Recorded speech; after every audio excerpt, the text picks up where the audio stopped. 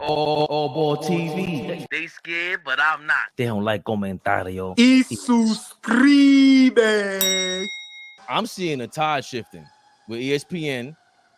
Shout out to Ticket TV. I saw him yesterday talking about Stephen A. Smith, and he's like, he heard Stephen A. Smith saying that people turned his back on him. They went up to the front offices saying, "Yo, we want Stephen A. out of here." Then we saw Draymond Green. I don't really rock with Stephen A. like that no more. Where'd that come from? You guys are the same birds of a feather. Then what was interesting to me is Stephen A. clapping back. Let me go to this first. Isaiah Thomas. I've been a friend, mentor, and advisor to, not sure what that is, since he was a student at UC Berkeley. He is 100% marketable, and before you even slander his name, Stephen A. Smith, tell your source to put their name on it or don't speak on it. Let it be known. So I guess he's defending Jaylen Brown. Ooh. Okay. Is that Zeke, the real Isaiah Detroit Piston? Yeah. Yes, it is, because Stephen A. Smith tried to clap back, and he said, "I have no idea what you're talking about, Isaiah Thomas. I have been a fan of Jaylen Brown for years. Still am. What's unfortunate is that you, who's known me for decades, would choose to go on X, which is Twitter, formerly Twitter, to express whatever dissent you feel instead of calling me directly. But I get it. It's a pattern several folks have used versus me recently." Is Suddenly Stephen, forgetting. Is Stephen A. getting the Drake treatment right now? Where everybody Suddenly forgetting communication we've always had. So be it. I root for JB always, a great dude and player, but the Celtics have to close the deal. AllBall. I'm telling you, we work like this is Professor X Powers telekinesis. In my notes, I put, is Stephen A. the new Drake? 20v1. Everybody's just coming at him. And remember, hold on, just to set this up. Everybody ain't hate Drake out of nowhere. Something is going on in the background. It ain't out of nowhere. Listen, Flea, Go ahead. Few minutes. Yep. Stephen A. Smith is getting a taste of his own medicine. Mm-hmm.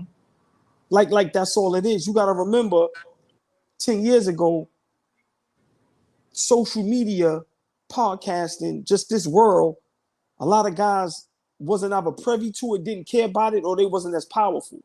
So Stephen A. was the guy.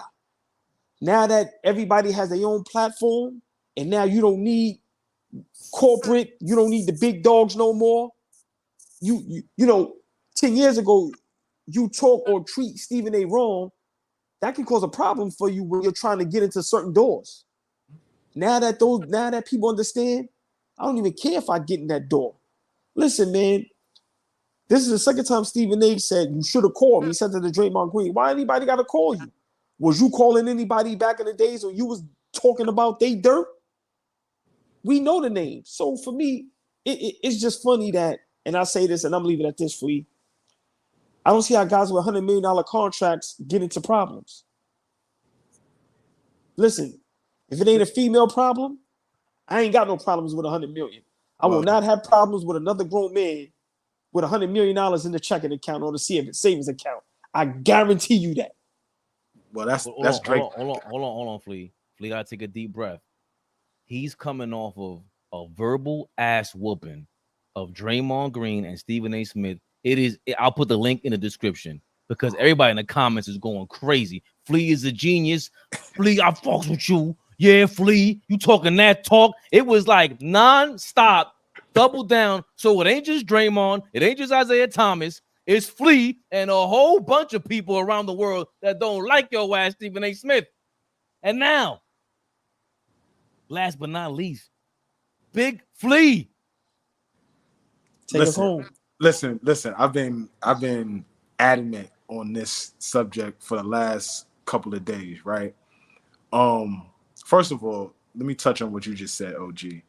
You said, if it ain't about a woman, I don't understand how $100 million people have issues. Drake's issues specifically deal with women. Exactly. People don't understand that. People think that this is male ego and there's ego, but he knocking them down. He's sleeping with executives' wives. He's sleeping with he knocking owners' them down. wives. Like, you know what I'm saying? Like, he's sleeping with women that you ain't supposed to be touching. So that's why there's certain things. It's a trickle-down effect, and we just see it for, he's beefing with a bunch of... No, you beefing with a bunch of cats because you are the biggest dirty Mac out here. So that's something different. In terms of Stephen A. Smith, I went on a rant the other day, and Epic. it felt Epic rant. it felt damn good. You know why? Many of y'all don't know I used to have braids back in the day. And African woman used to braid my hair. Her shop was on Linden Boulevard and 224th Street. I used to go in there and go get my hair braided every 2 weeks. There was a barber shop inside of the salon. And inside of the salon, the barber in there had very, at the time, high-end clientele. Now, this is the early 2000s, 2, 3, 4, 2000, around that time, 2002, 3, 4. Well, who would come in there and try to get their pushback hairline taken care of? Stephen A. Smith. So one time I'm in there, I'm getting my hair braided, and the dude is cutting his hair, he's doing whatever he got to do to him, and he walks out. And at the time, he's not huge, but if you're into sports and media at that time, you knew he was next up. Right. And so I happened to see him, and I was very excited to see this dude, right? Because you know he's from Queens, you know he's a brother on TV screen, a face that you see, you know, his bravado, his attitude was very refreshing because you felt like he was one of us in the beginning. He was an asshole then too, because I tried to reach my hand, shake his hand, all of that. The interaction was very cold. I've never told this story ever. My closest people, my friends, they know this, but I've never told this on screen. He wasn't very common. I'll say that. Wow. But anyway, I say all that to say this. He thinks he's one of them. He's not. And he's getting pushed out the room now because people are realizing, yo, he ain't really one of us. And I'm not talking about brothers and sisters. I'm not talking about that. I'm talking about just thorough. These athletes are reminding him that you are not a former pro. You've never been in the trenches with us. You gotta these relationships that you have are not relationships that are the same in your mind as they are. Yeah, Isaiah Thomas, think about this. Isaiah Thomas is the first person to give Stephen A. Smith an interview from a professional athlete. Is the first person to ever give him an interview. And Isaiah realizing that, yo, how you moving ain't, we ain't. So if somebody that believed in you back when you were writing in the Daily News in 94 is seeing who you are today and ain't really feeling it, I don't know. I ain't got much else to say. Yeah, he told me to put my glasses back on. I was. No, but he's pointing to his hairline. Nah, to get the pushback hairline lined up is crazy. Yo, I don't make hairline jokes. Yo. But before we get out of here, it's listen, man. Sometimes in life, we've had enough, and his time is up. He ain't cool. He ain't funny. He's a backstabber. He's a liar.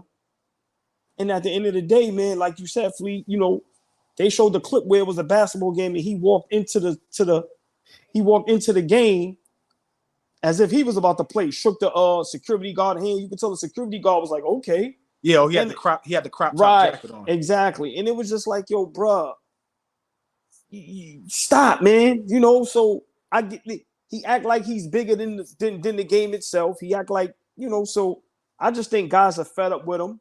And people will call this hate. Let me tell you, when people see this, people will say what we're doing right now is hate. And has nothing to do with that. As I said before, we have championed his work. He has done great work for years. Nobody is mad at the work. The work speaks for itself. We're talking about the crossover and the person that you've built yourself to believe you are, and it's not matching up with the guys that matter. Like, forget us.